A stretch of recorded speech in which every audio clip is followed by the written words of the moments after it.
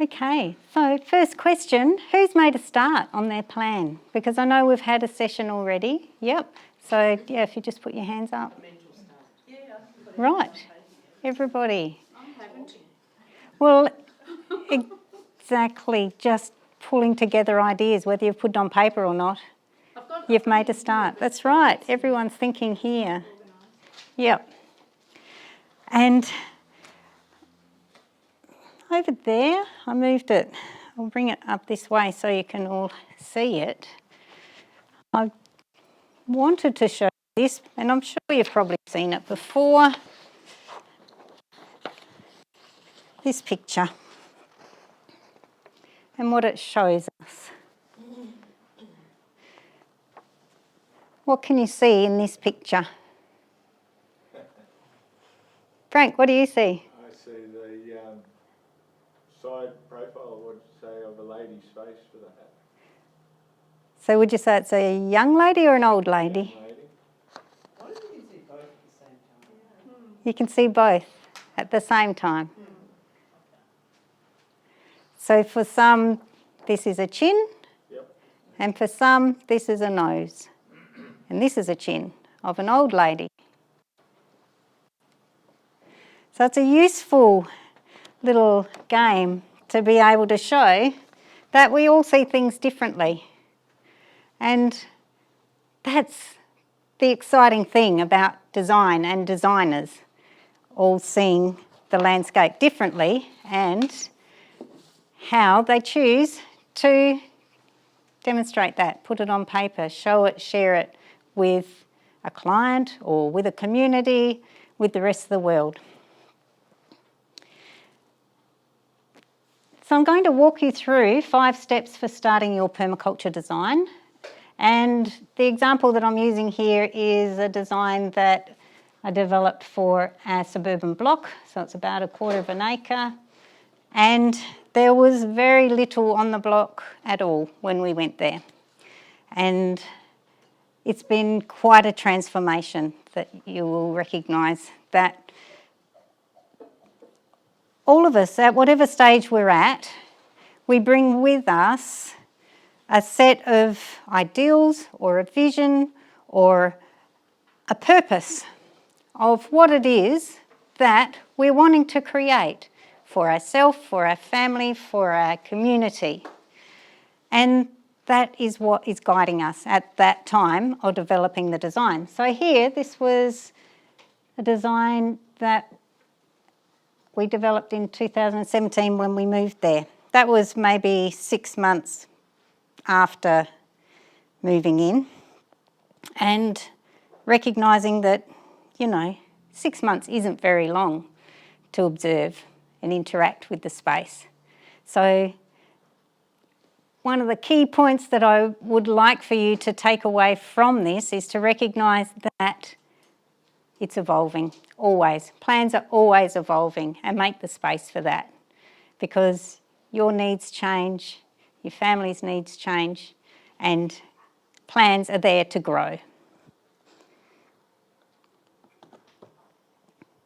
So when we look at the process of design, we start with the first principle of permaculture, to observe and interact. So at the top, up there. So to observe your space and use your framework of your permaculture ethics and principles to guide what you're looking at, to ensure that you're designing in a sustainable way. But what brings us forward is really being able to imagine what it is you would like to create in that space. How is it going to provide your needs? And identify those key components and how you can alter that, which we have a lot of the knowledge for now. Investigate. So find out in more detail what is happening on that patch. And we know that we have had a look at site analysis, for example. We have an understanding of the types of things we need to look at on any patch of land that help to guide the decisions that we make. And investigate could be as simple as working out your sectors and your zones. What direction's east, where the sun's rising, and being able to watch it through the seasons and see the change with time. And evaluate. So to be able to recognise that time is a changing factor, and recognise that you can influence so many different sectors. So in that time of evaluation, at that point, you're able to find that point of influence. So where it is that you can bring about change. So for example, being able to look at your soil. So we've done the soil test, shaking the jar, seeing how much organic matter's in that system, whether it's a sandy soil, whether you need to create an area that manages your grass clippings if you have grass. Do you have trees as well where you're able to collect your leaves? What size compost area are you going to be able to be able to build that soil? Will you need to bring soil in or organic matter from another source? So just understanding your block and what resources you have on hand to be able to support the kind of living that you're wanting to support. It might be that you do a survey of your catchment area because you're wanting to install rainwater tanks, for example. So this will be happening in the evaluation phase.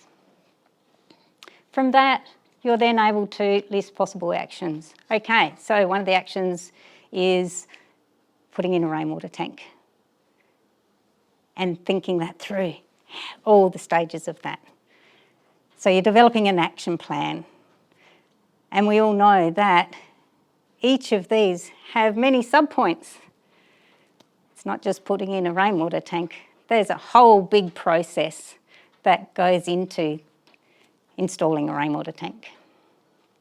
So once you've worked out how you're going to do it, research the alternatives. So then again, that's guided by your framework. It might be that your decision making is needing to be based on what funds are available. It might be that you absolutely hate plastic, so you don't want any plastic tanks. You might want a metal tank. So all of those things guide what happens. And you're central to that. And recognising the other parts of the system. You might be developing the plan, but other people interact within that space as well.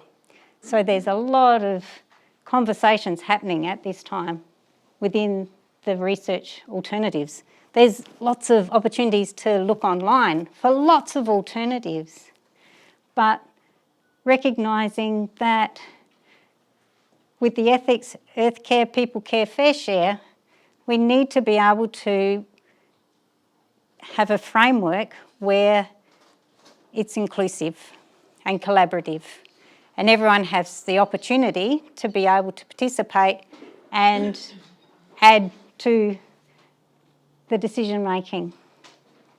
That's part of the research.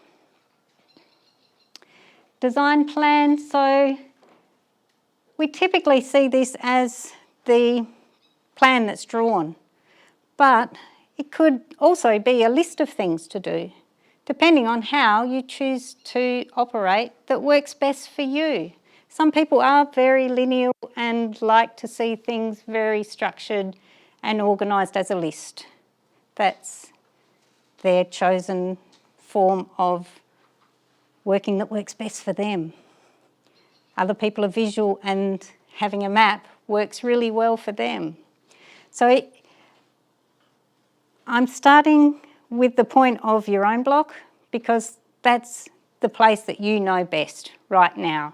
But all of these techniques are transferable if you're wanting to be a permaculturalist that does designs for other people. So then just adapting this to be able to ensure that you gain that information from the client. And implementing the plan, making it happen. Recognising that sometimes we rush in and do things and jump straight to here. But how helpful it is to go through the process so that we don't put things in place that we haven't really thought through very well. All of those aspects are really important, but that's part of the learning process as well. And that's why we have this system within a system, or this opportunity to reflect and review and revise the plan. And again, adapting to varying needs with time. So our starting point's always with our ethics, earth care, people care, fair share, and then focusing on the principles to ensure that we are creating a resilient system. So that would be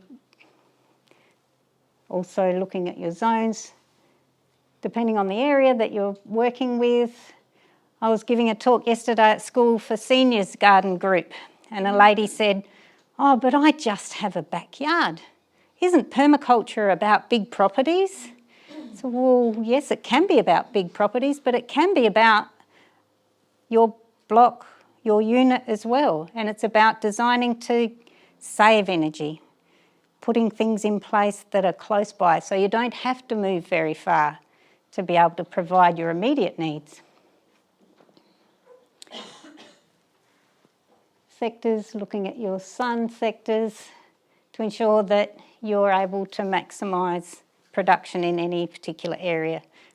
Also, extending from that, ensuring that we're looking at all of the influencing factors, you know, the weather conditions, time of year, when we have the most wind, all of those factors which we've touched on before. But the needs analysis is really important to make sure that we're providing food, fibre and energy. And we've been having a bit of a play with this needs analysis. I guess for myself coming into this process, the Indigenous perspective has always been really important to me, and inherently I communicate that. So wanting to understand more about that, we've been doing a lot of weaving lately, and that's been great, just to understand different fibres, how they've been used, and finding people in the landscape who have that similar interest, and how great that has been. And surprises. I went around to visit a friend during the week and he showed me a basket that he'd made because his daughter in the UK is into weaving baskets and they do it together via Zoom. So those connections are just explosive in a way. You know, we're learning all the time. And we've stepped into this new space now with online learning. And yes, there are positives and negatives with that, but the opportunity to learn is amazing. And you must find that too, Kim, in the classroom. Just the shift is quite incredible, isn't it? Yeah. And it doesn't suit everybody. And that's fine too, because we feel it then. We feel if it doesn't suit. So then we take a sidestep and we do what we do because we've linked into it and we now feel. We feel what's right for us at a particular time, and we have the space to do that more now, more time. Okay, and remembering multiple function. You know, everything has more than one purpose, more than one use. If we're looking at plants or animals in the system or any part of the system essentially, that it has multiple function. And the importance of integrating, making sure that you focus on the connections, how things can work together. Now, I have this link here and I'll give you this overhead slide, the whole presentation. I still speak old language. This is adapted from Morag Gamble. She does a lot of online YouTubes, and I've realised through this time that she's very non-lineal, and that kind of works for me. So I apologise if this doesn't work for you, but it works for me, and you'll find your way within the whole permaculture landscape. There's a book back on the table there where the paper is, that's written by a man in the UK that's very lineal. I looked at that for a long time and learnt a lot, but I realised it wasn't working for me. But I know it works for lots of people. So I just wanted to point that out, you know, if this isn't working for you, that might. So to be able to just look and see. And that's all okay, we just work in different ways. So recognising in the flow of learning, we all come to any situation with experience. You know, we've all have life experiences and we have the capacity to observe what's happening, but we always bring our own way of seeing to any situation, and to trust your intuition, because that's what works for you. And the beginning point, step number 1, is to find your purpose, work out your reason for developing that plan and who your team is in that space. And it's a matter of finding your starting point. And again, you know, we looked at this before in terms of heart, head and hands. A lot of this is very heart-based. Oh, what feels right? What is it that feels like the right thing to do here? And then find the flow. So that's about movement within any space. Find the heart. That's what draws you into it. That's the magnet into any space. What is it that you race out to see in the morning when you go out into the garden, for example? And then to finish, you need to feel it, walk it and design in the site. So it's all useful to ground truth it, to be in a space and actually see what's working, what isn't working based on what you've decided in your head. But before you put your hands into action, just go and feel it. Like this morning, you know, we could feel that the ground was squishy and wet. And before going into another cycle and designing another part, again, reflect, observe, experiment, try different things. Let the plan evolve and adapt. So that's integrating that reflective phase again.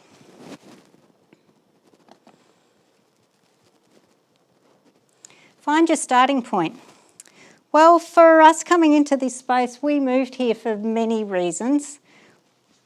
Probably from my perspective, one of the big pushes into this space was having a teenage son who loved to fix bikes, and where we were living was really small, and he was outside with no shelter fixing his bikes, and I thought that's pretty sad because he so loves doing that, loves tinkering, and didn't have a space to tinker.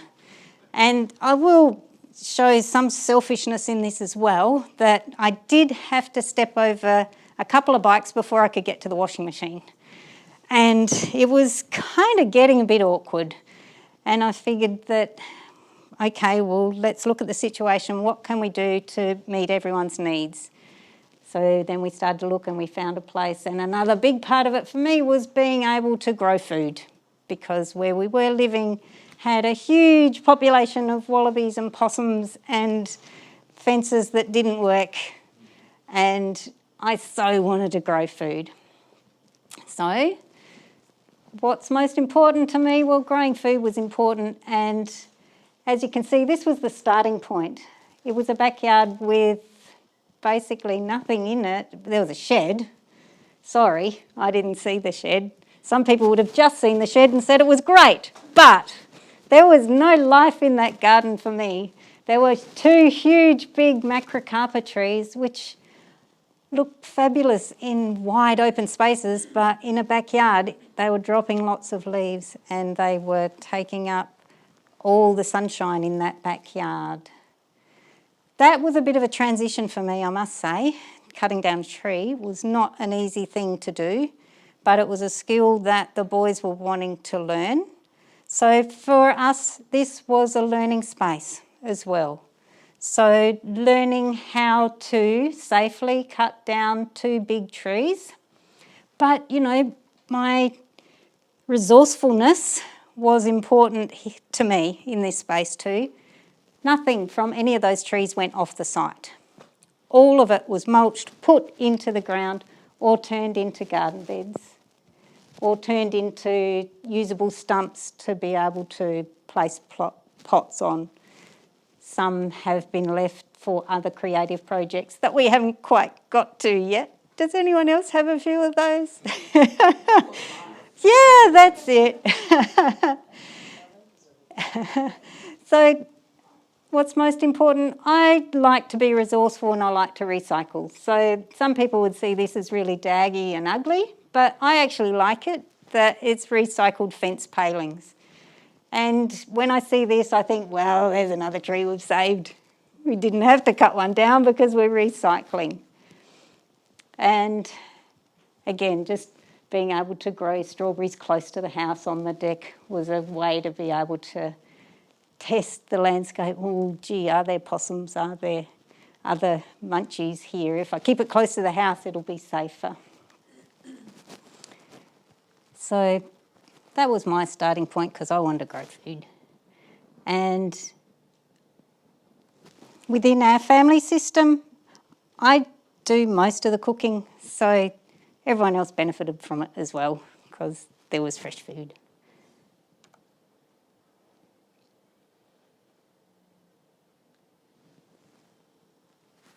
Find the flow. We've skipped over the team, haven't we? Mm-hmm. We did. I'll take you back a step. How did we do that? You pressed too hard on the button.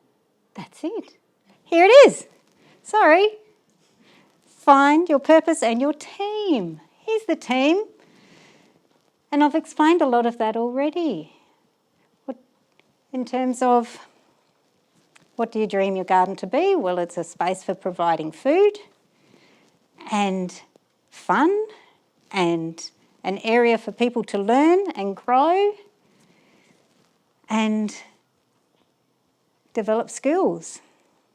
So here's Jack putting in a garden bed. That was the first garden bed he'd ever made. That was the first wicking bed that he's ever made. He's made a few now. And interestingly, it's something that he does when he moves into a space. Mum, I've built a wicking bed. That's the starting point. Great, you'll have food. I know that you'll be fine. There's fresh veggies there. Great. And there's another part to this, you know, Jack fixing bikes, he also likes to ride bikes, and he had a little bit of a fall and broken a bone in his hand, and, you know, he's a teenager with lots of energy, so he needed something to do. So luckily, Hannah Maloney had a little bit of space on her course, and he went and spent some time with Hannah learning about being a permaculture teacher. So, you know, when he came home, he was full of energy to be able to build, create, make, implement what he'd learnt. So the team. So this is the team in our space. Big tall Jeff, little short Joe, big tall Jack, big tall Laurie. And we're all adventurers and we all like to learn and we all like to try new things. So this was a bit of an adventure for us. And we're all growing in our learning. They're still growing taller, but I'm not. And I think I've been through this already. Where's that photo taken, Jo? This one's in New Zealand. Yeah. And when we were in New Zealand, Jack actually took his bike with him and it's still there. with the hope that he might go back and visit our friends and pick it up sometime. And yeah, he now builds bike tracks at Derby, and he'll be building bike tracks at Georgetown very soon. And when we went to Fiji, what did Jack have in his suitcase? A bike. Yeah.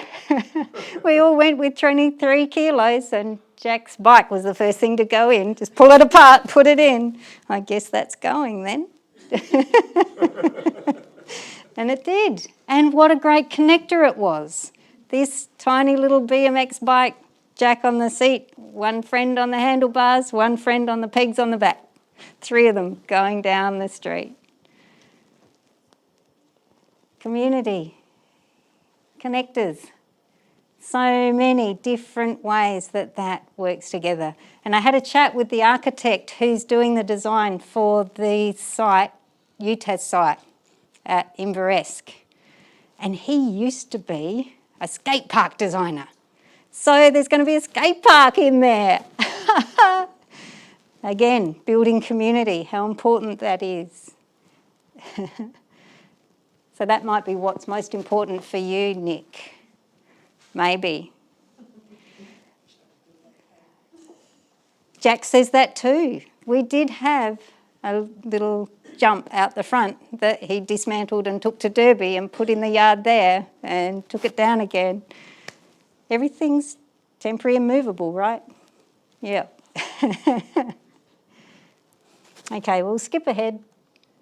We had a bit of a look at starting points and find the flow. So recognising how you move through the property. Well, the property has a sealed driveway right through to the edge of the deck. So we use that. We have a van that we don't use very much because it's really old, but it's helpful to be able to carry things. So being able to drive that through, really useful to be able to have blackberries and raspberries right where you step out of the door. Because then you can have a little forage before you even go into the house. Thinking about movement. So in the original design, we also put raspberries all the way down to the shed. We haven't got to that point yet. And again, interesting, working out what works, what doesn't work, and adapting. So it would be a time of adapting this plan now. 3 years, that's plenty of time to recognise what's working and what isn't.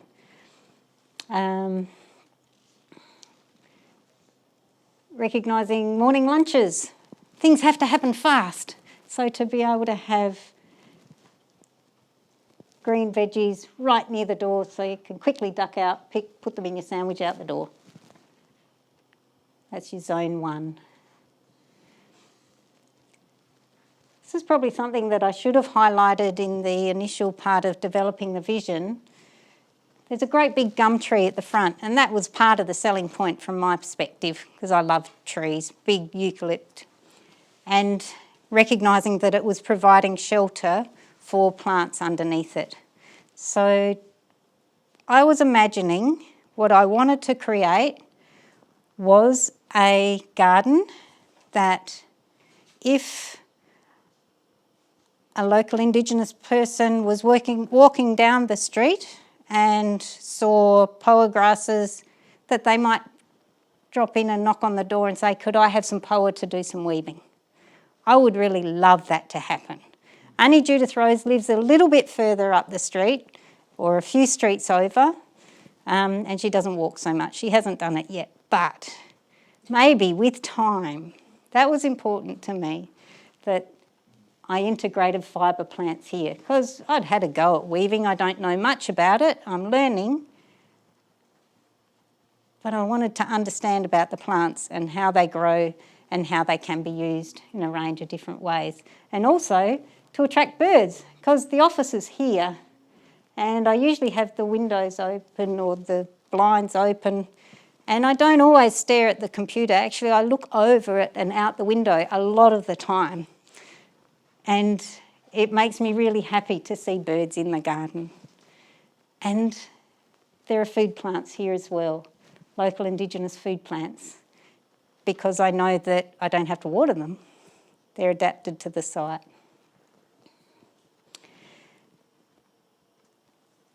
So how do you move through the property? Well, there's a pathway here that we've been trying for a while. It seems to work. We'll probably keep it there because it's cement and that's all effort to smash it up and bury it somewhere else. It works. And it's also an edge. So the water's flowing off and it's going into the soil. Looking to put a pond in here. It's lawn at the moment. And also recognising that the wallabies are coming in and eating the lawn, and there's a fence here to stop them going in the backyard when we remember to close the gate. And they're eating this bit of lawn, so maybe we won't worry about a pond. Maybe we'll just leave the lawn there at the front so they can come in off the street and have a little nibble. Because it's possible to put small watering points around in the garden for birds or wallabies. Not that they're actually invited into this space, but any animals in the landscape have somewhere to be able to have a little drink. Here's the back door. When we first moved there, there was an area between the deck and the house that looked really good to just put a shelter so you can take your shoes off without getting wet before you go in the back door. And I phoned council and had a little word with them and said, oh, you know, it's really great. It's only small and it's a long way from the boundaries. Do we have to do a development application for that? Oh, tell me a bit more about it. Oh, we'll keep our bikes there. That's the place where we would easily be able to take our coats off, hang them up and then move into the house. Do we need to do a development application? Well, technically you probably do, but, you know, it's not very big, is it? Don't worry, just do it, which we did. So, you know, if we're all working in a direction that's helping the planet, I think sometimes rules are tweaked a little bit and it helps us all. So Jo, do you have to, as a matter of interest? See, I would not have gone to the council over something like that. I would have just done it because it's not very big and it's sort of adding on to the existing house. So yeah, it depends. What do you feel about that? I honestly think it does depend who you talk to. And I think now because there's so much opportunity for gathering information from aerial photographs that if you ask the question, then there's a record of a conversation and ticks their boxes. Yeah. So were you enclosing the space or just putting a cover over? Just putting a cover over it essentially. Yeah. Yep. As in a permanent cover, it wasn't just like a shade sail, It was arsenite and a little porch, so it functions really well. Did you put in a cement footing? It was already there, Yeah. so it really was a just- very little change. Yeah. Yeah. Yep. Gee, I'm glad they didn't say you had to put in a... Yeah, well, we were glad too. It's a bit odd. Yeah.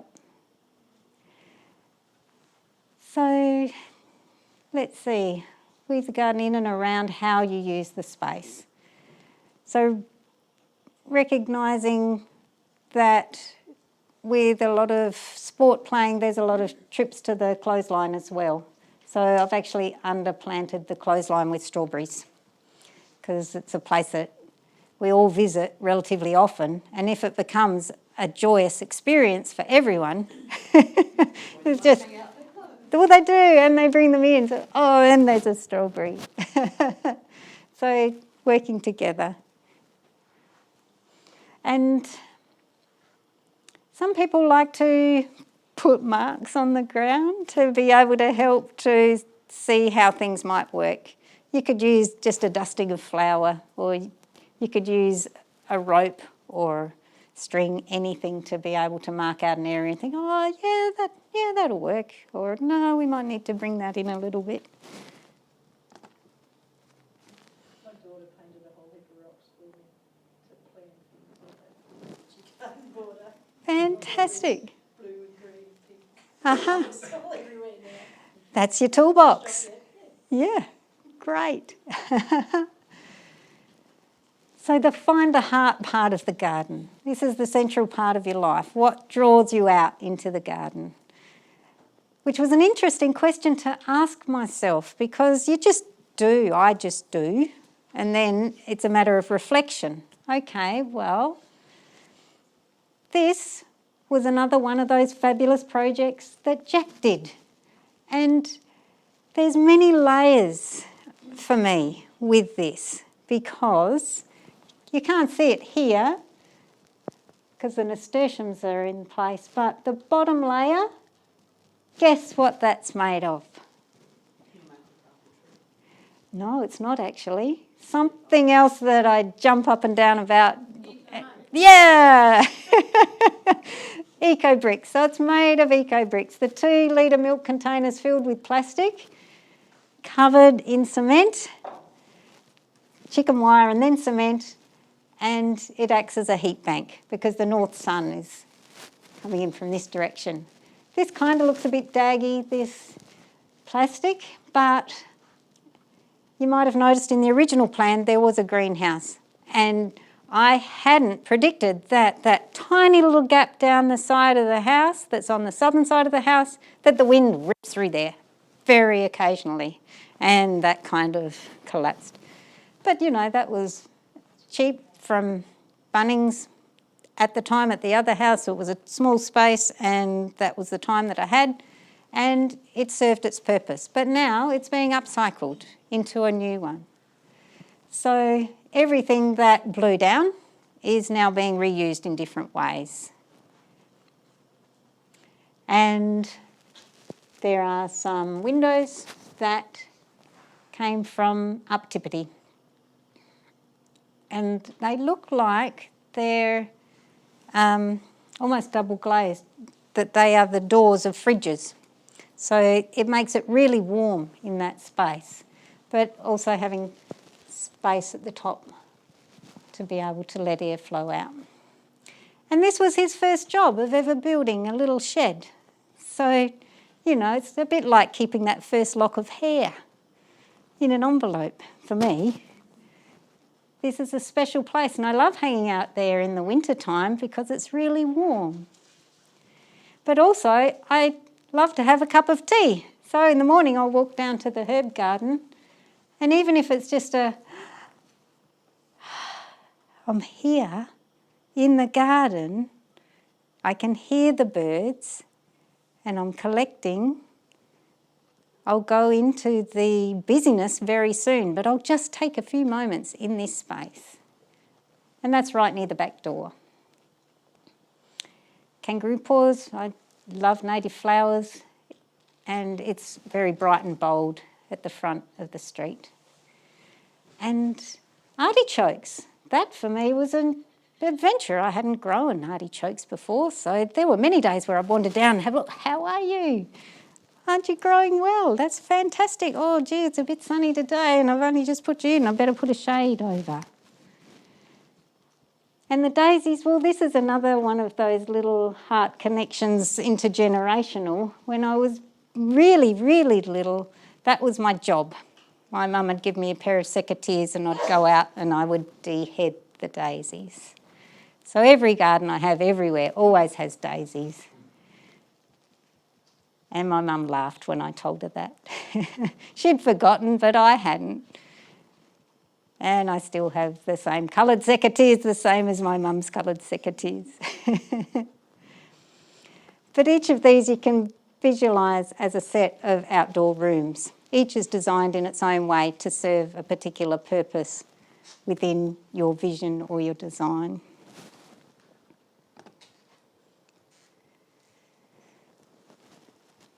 So again, back to the feel it part of it. Design in situ. So, you know, as you're developing it, you're designing it as well with adjustments.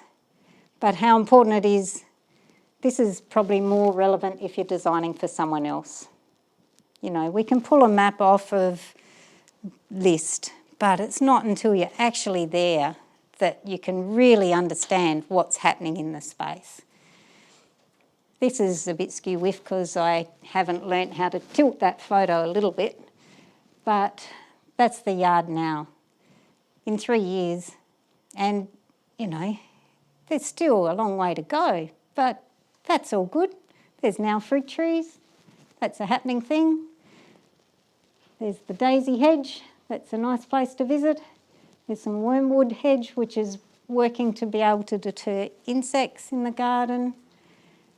There's raised beds. That was Jack's integration into the plan, because he came back all enthused and wanted to build. So we were able to make space for that. I'd just had beds that were on the ground to start with. Mum, that's no good, you've got to do this. Okay, you'll build it, fantastic. I'm happy about that. Oh, and here's the bird bath.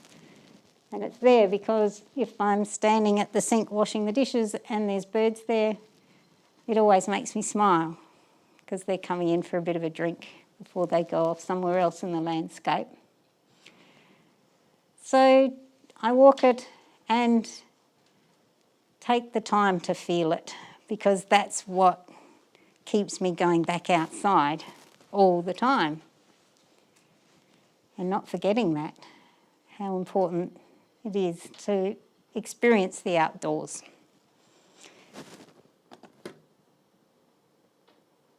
So there's the overall plan.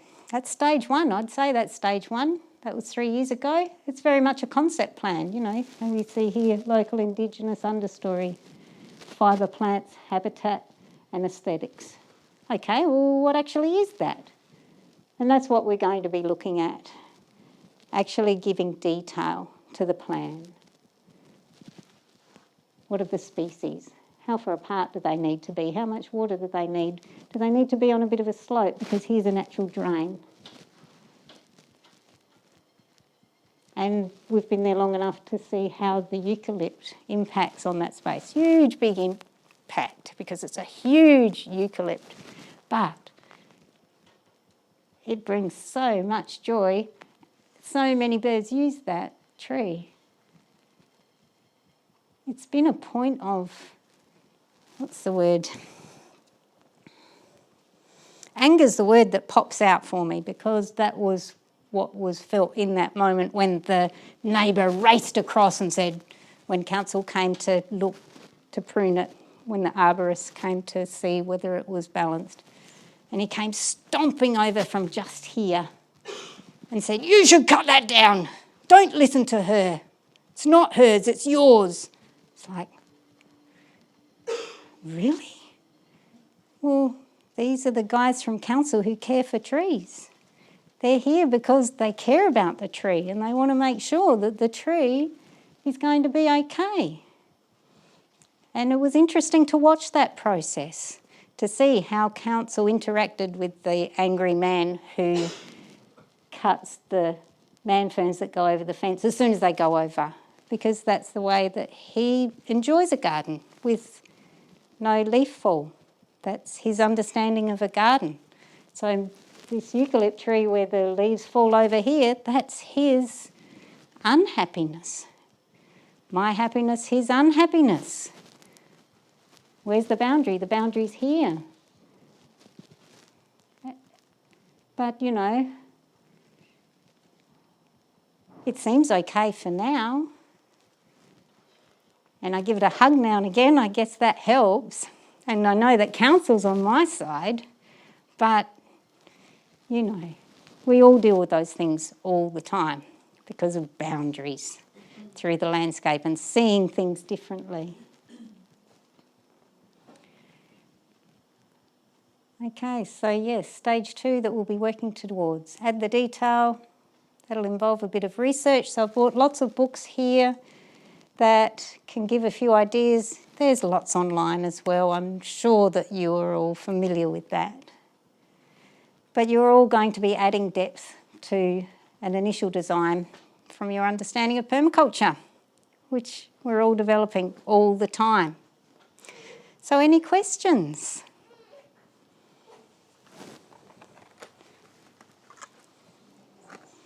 My question is, what's the time, Chris? Or anybody, what's the time? Time is Nearly 10:15. Yeah. Wow. 44 minutes, 45 minutes. Okay. So what would you like to do? Would you like to have some questions? I have a short video that I could show that demonstrates how to develop a base plan from an aerial photograph to develop your scale. I can show that. Because following on from this, we'll have a quick morning tea. The session is about community gardening. We'll go and experience another community garden and chat about it while we're there. No point flicking through over slides. No point flicking through slides. We'll go and experience it. How does everyone feel about that? That'll work? Okay, we'll do that. Show the video? Okay.